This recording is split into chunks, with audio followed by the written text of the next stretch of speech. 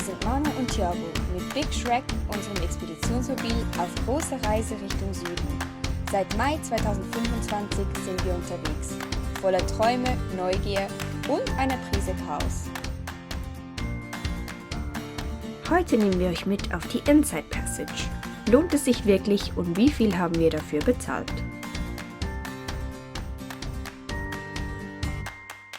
Hallo zusammen, herzlich willkommen zu einem neuen Video. Schön habt ihr wieder eingeschaltet. Es ist wieder mal Sonntag, 16 Uhr und wir bespaßen euch jetzt hoffentlich ein bisschen.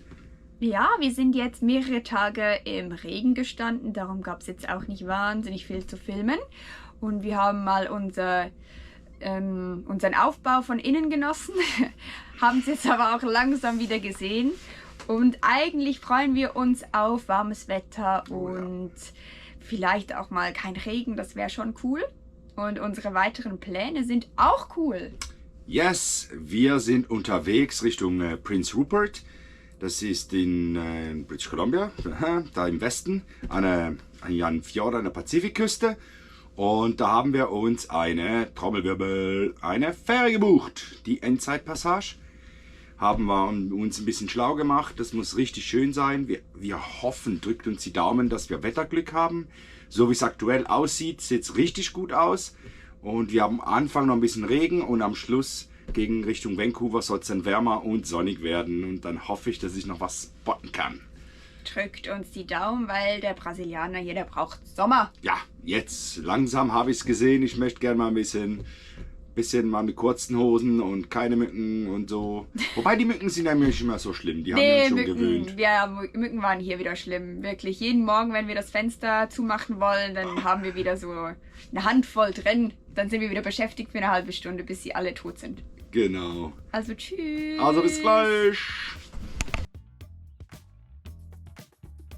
Die Inside Passage ist eine der berühmtesten Fährstrecken der Welt. Rund 15 Stunden geht es von Prince Rupert nach Port Hardy, mitten durch Fjorde, vorbei an unzähligen Inseln und entlang der wilden Küste von British Columbia.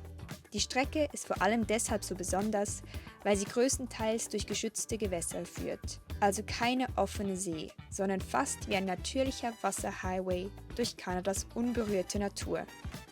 Mit etwas Glück sieht man Wale, Delfine, Otter und jede Menge Seevögel. Viele sagen, dass es die schönste Fährpassage überhaupt ist.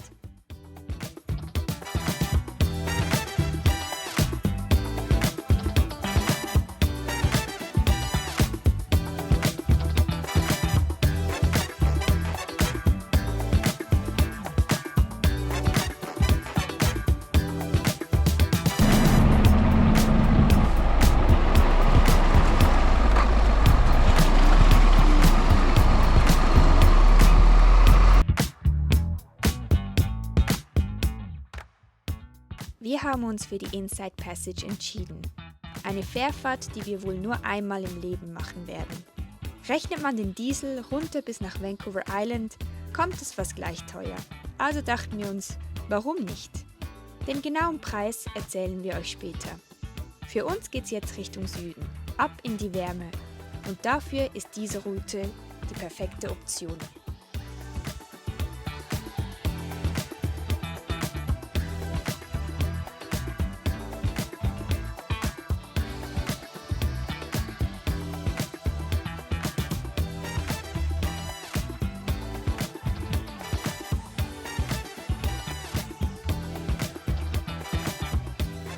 Wir hatten echt Glück, überhaupt noch ein Ticket ergattern zu können, denn es ist Hochsaison.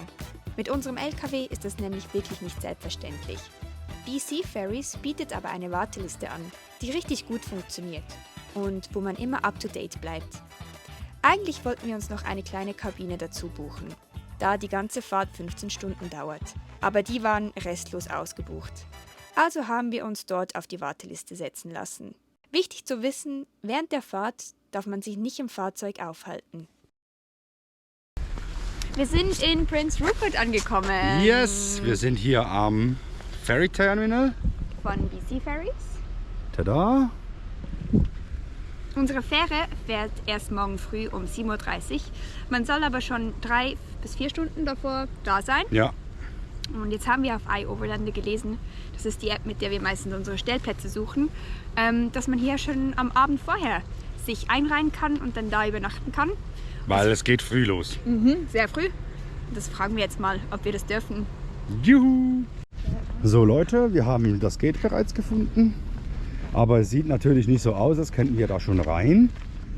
Und jetzt ist da hinten, da ist das Terminal. Und jetzt gehen wir mal da hinten schauen. Vielleicht klappt es ja da und da ist jemand, der uns informieren kann. Ha, schaut mal da hinten. Da ist ein, man würde sagen ein Anhänger. Nein, falsch. Man würde sagen ein Auto. Aber es ist es gar nicht. Es ist einfach ein Autoheck von einem alten Ford umgebaut zu einem Anhänger. Das ist doch der Wahnsinn. Schaut euch das mal an hier. Wahnsinnig, nicht? Sieht doch noch cool aus. Und hat sogar ein eigenes Nummernschild dran. Da war tatsächlich jemand da im Ticket Office und die hat uns gesagt, dass wir hier rein dürfen. Da wartet schon ein Kollege, ein Oberländer Kollege von uns. Ja, wir können da rein, können für 22 kanadische Dollar die Nacht hier verbringen und somit können wir dann aufstehen und direkt auf die Fähre. Cool. Ja, wir vertreiben uns die Wartezeit mit. Schaut mal, mit Einkaufen. Das kommt doch an europäisches Gebäck hin, oder nicht? Da sind wir wieder hin und weg von. Und? Oh, bitte schmeckt es so, wie es aussieht. Das wäre toll. Ja, wir haben das gesehen, haben da ein bisschen dran rumgedrückt an dem Brot. Haben es natürlich dann auch gekauft, ganz klar. Und wir hoffen jetzt, dass es schön knusprig bleibt bis heute Abend, weil es gibt es heute zu Abend mit ein bisschen Käse aus der Schweiz.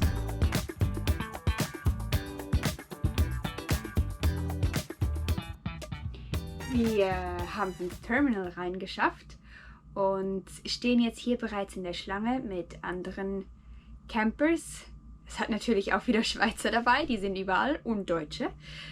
Und morgen früh sind wir dann eigentlich schon ready. Wir haben schon eingecheckt, die Tickets wurden schon ausgehändigt und jetzt stehen wir hier auf dem Areal. Und da drüben steht Thiago, der muss noch ein bisschen frische Luft schnappen. Um 6 Uhr geht's los.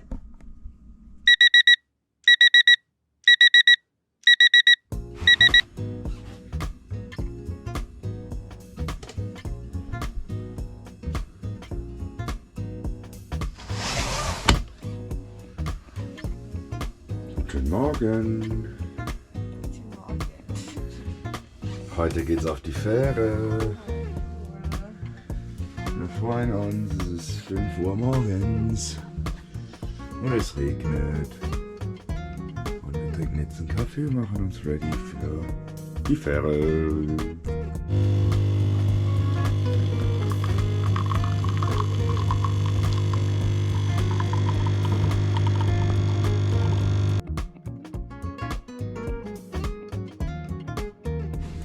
Hey, wir sind hier in der Holding Line. Dann sind viele Autos, aber natürlich auch Camperfreunde. Das ist einer aus Österreich hier nebendran. Sonst von überall her, da vorne hat es Deutsche und Schweizer und so. Also geht was hier. Hallo Sir. And just a second, I'll get a ladder from. I'll grab you. I have one. Ladder if you need.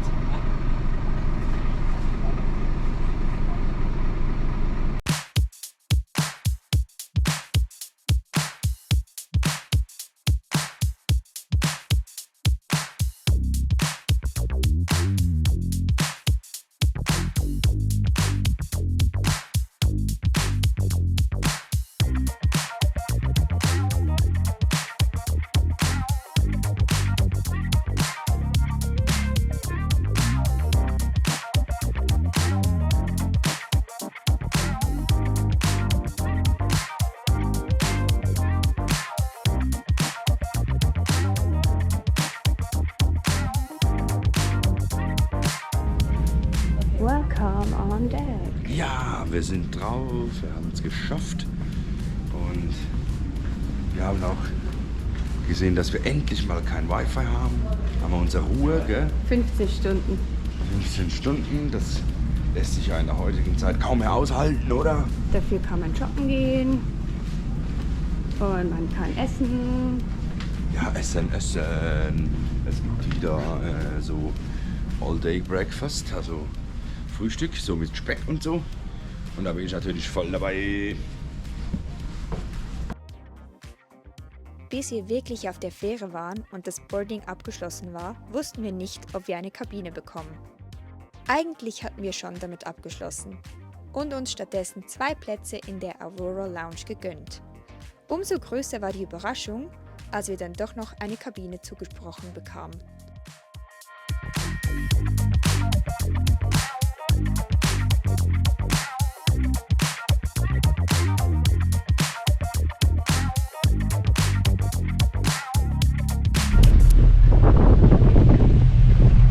Ich bin jetzt mal draußen am Erkunden, weil es hier einfach so schön ist. Und es ist lustigerweise gar niemand hier. Die sitzen alle drin.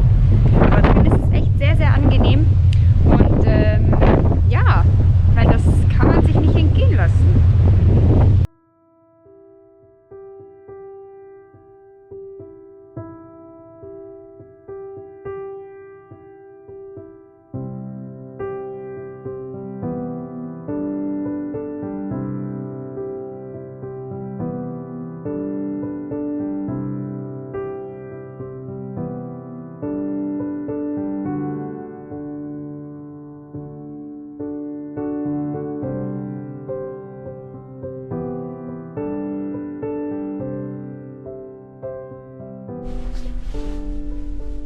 Das ist unsere Cabin und wir haben seit langem wieder mal einen Ganzkörperspiegel, wo wir uns anschauen können.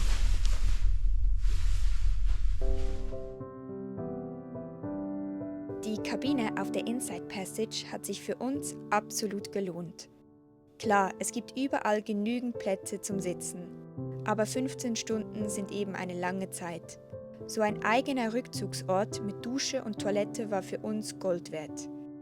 Man boardet morgens um 7 und kommt erst gegen Mitternacht, manchmal auch später, in Port Hardy an.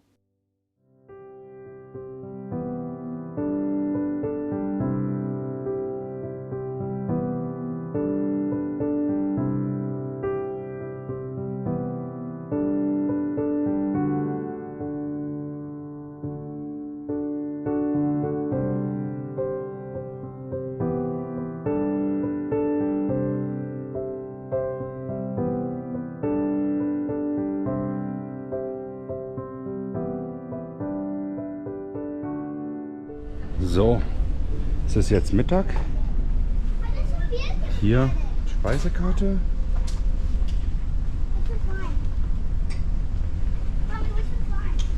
Also Frühstück war richtig lecker, haben wir ja bei uns gehabt. Aber jetzt gönnen wir uns hier mal einen Burger mit ein bisschen Pommes. Wie gefällt dir die Passage bis jetzt so? Top. Ja, man wird immer bestens unterhalten mit dieser Aussicht. Wahnsinnig, ne? Und die Menschen verteilen sich so extrem auf dieser Fähre, dass hier eigentlich nie so viele Menschen sind. Man ist überall gefühlt ein bisschen alleine. Wir haben ja schon Tiere gesehen. Delfine und da flattert auch irgendwas übers Wasser. Ente. Für Verpflegung ist auf der Fähre bestens gesorgt. Die Preise sind absolut fair und die Menüs wechseln von Frühstück bis zum Abendessen. Dazu gibt's durchgehend frische Salate, Kuchen und Obst. Wir haben ehrlich gesagt ziemlich viel Zeit mit Essen verbracht. Aber hey, bei 15 Stunden Fahrt darf das auch sein.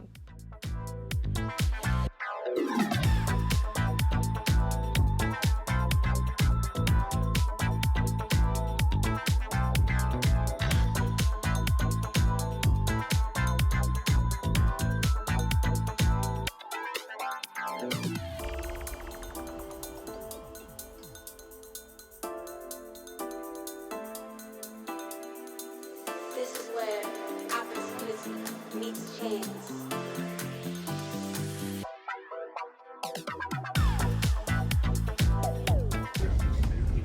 Schmeckt's dir? Sehr gut. Jetzt gibt's Dinner.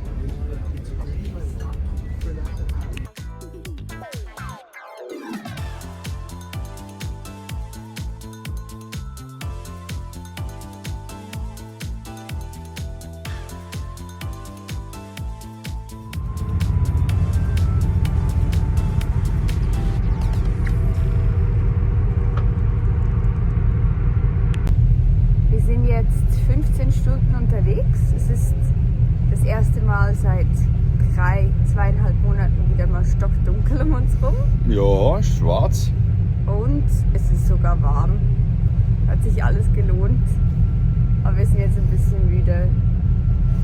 Sie ist müde. Ich muss noch fahren eine Stunde zu unserem Schlafplatz. Und ja, aber das geht sich gut aus.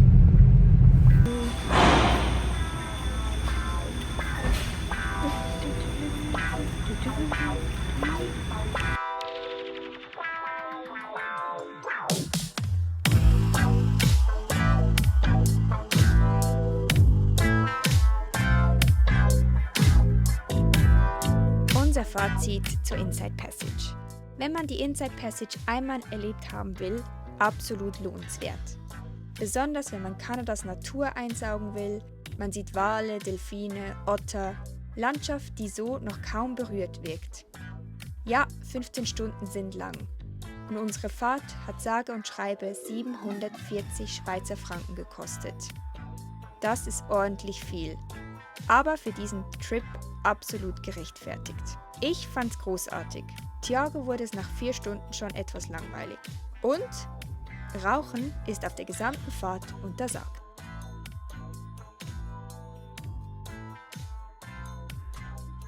So, liebe Freunde, wir sind angekommen.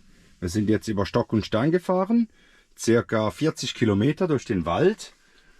Und schaut euch das Plätzchen hier an. Schaut euch mit an, Spaß.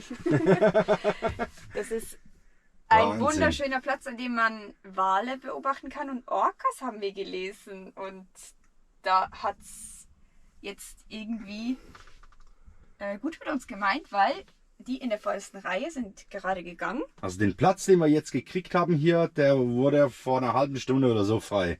Ist eine Recreational Site und somit kannst du hier nicht reservieren, nix. Und wir stehen hier direkt Front Row. Front Row. Wir waren lucky. So cool. Einfach nur der Wahnsinn. Feuerholz ist auch schon da. Hier kann ich mich noch verewigen. Meine malerischen Künste beweisen. Echt cool, oder? Der Biggie steht auch gut hier. Ich würde sagen eine 10 von 10 bis jetzt. Es windet ein bisschen. Ist ganz okay. Temperatur ist ja auch ein bisschen wärmer als auch schon, gell? Und ich glaube, wir richten uns jetzt mal ein. Und dann genießen wir es einfach mal zuerst ein paar Tage hier. Und jetzt mal die Frage an euch. Würdet ihr euch die Inside Passage gönnen? Oder habt ihr sie vielleicht sogar schon erlebt? Erzählt uns in den Kommentaren, wie ihr es fandet. Wie immer ein riesiges Danke, dass ihr dabei seid. Wir freuen uns schon mega, euch Vancouver Island zu zeigen.